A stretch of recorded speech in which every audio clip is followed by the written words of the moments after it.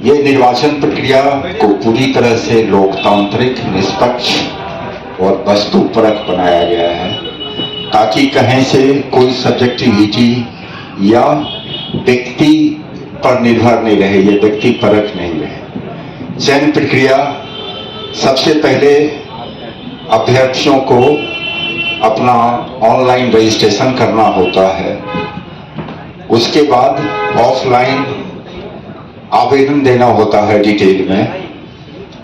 उसके बाद चयन की जो प्रक्रिया है त्रिस्तरीय है, 3 स्तरों पर अभ्यर्थियों का मूल्यांकन किया जाना है। मूल्यांकन के मानक बने हुए हैं, उसी मानक के हिसाब से उनका चयन होगा। जो प्रथम स्तर है, प्रथम स्तर में सबसे पहले प्रखंड स्तर पर यह होगा। विधानसभा क्षेत्र में जितना भी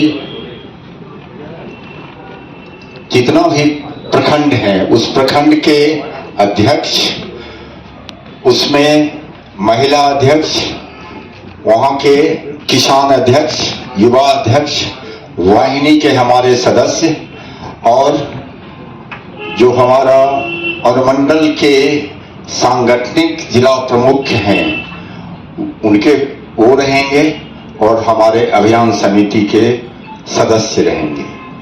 ये प्रथम स्तर पर जो विहित मानक है, हमारे जन स्वराज ने विहित मानक तय किए हैं, उन विहित मानकों के तहत उनका मूल्यांकन होगा प्रथम स्तर में।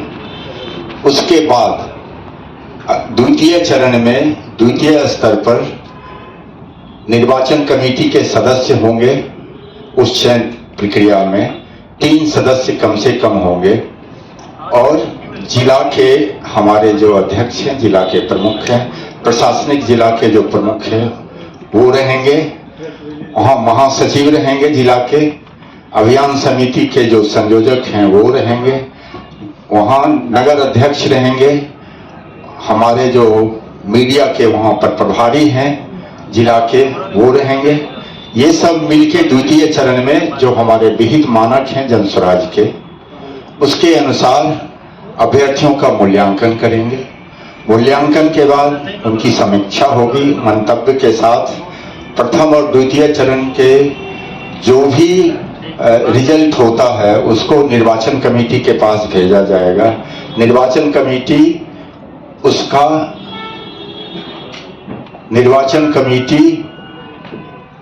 उसका समीक्षा करेगी। उसके बाद तीसरे स्तर पर थर्ड पार्टी के द्वारा अभ्यर्थियों का सर्वे होगा। थर्ड पार्टी स्वतंत्र एजेंसी है, वो 2 स्तरों पर करेगी, 2 चरणों में मूल्यांकन।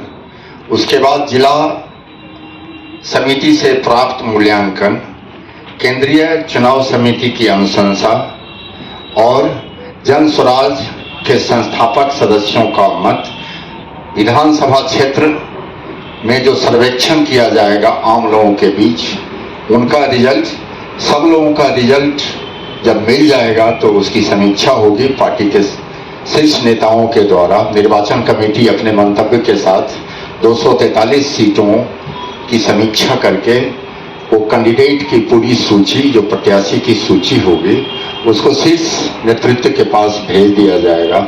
उसके बाद शीर्ष नेतृत्व जून के अंत तक सभी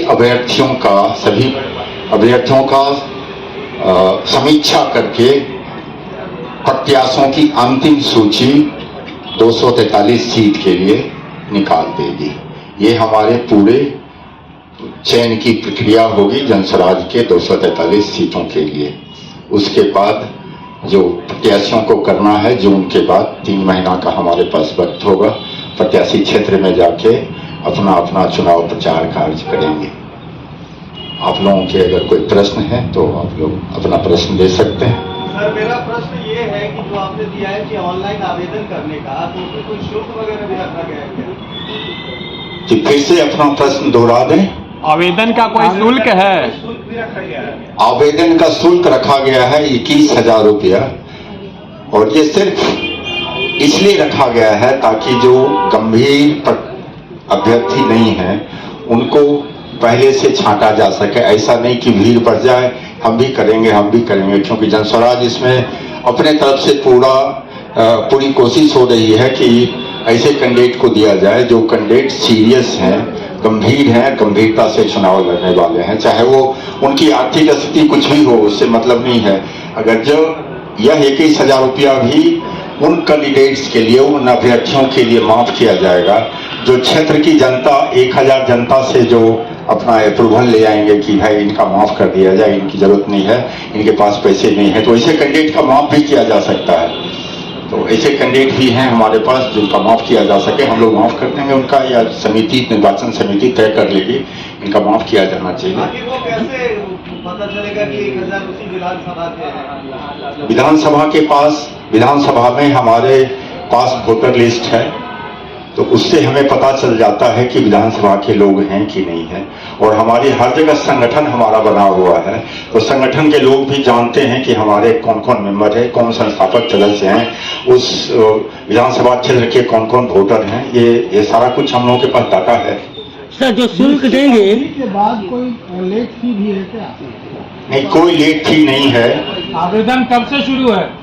आवेदन की प्रक्रिया तो 5 जनवरी से ही शुरू है, चल रही है अभी, और इसकी तिथि रखी गई है 11 मार्च को, अंतिम तिथि। तो अभी तक चल ही रहा है प्रक्रिया, लोग आवेदन कर रहे हैं, बहुत सारे लोगों ने पंजीकरण कराया है और बहुत सारे लोगों ने, अभ्यर्थियों ने अपना आवेदन जो होता है ऑफलाइन वो भी कर दिया है। सर, जिसका आवेदन आपने ले लिया है, अगर उसको आप लोग टिकट नहीं देते हैं तो पैसा वापस करेंगे उन लोगों का? पैसा जो जमा होगा वह पैसा वो कैंडिडेट जो अंत में एक प्रत्याशी बचेगा उस प्रत्याशी को दे दिया जाएगा। ये जनस्वराज के पास पैसा वो नहीं रहेगा, तो बाकियों का पैसा वापस उनको नहीं जाएगा? उनको अभ्यर्थियों के पास नहीं जाएगा, लेकिन वो प्रत्याशी के पास सारा पैसा जमा होकर प्रत्याशी के पास चला जाएगा। वो जनस्वराज पैसा नहीं रखने वाला है। अभी तक कितने लोगों ने अप्लाई किया सर?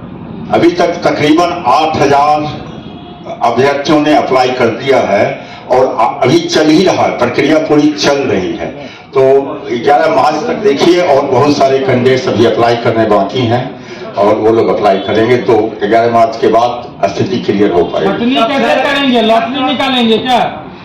नहीं, कोई लॉटरी नहीं है। जैसा मैंने बताया कि ये व्यक्ति परख नहीं है, कोई व्यक्ति नहीं कर सकता है कोई कि हम ये कैंडिडेट हैं या ये कैंडिडेट अच्छे हैं या ये कैंडिडेट अच्छे नहीं हैं। पूरे उसके हमारा स्केल बना हुआ है, मानदंड बना हुआ है, उसके मानक बने हुए हैं। उसी मानक के आधार पर पॉइंट्स दिया जाएगा सभी अभ्यर्थियों को, ताकि ये पूरी तरह से ऑब्जेक्टिव रहे पूरा प्रोसेस वस्तु परक रहे।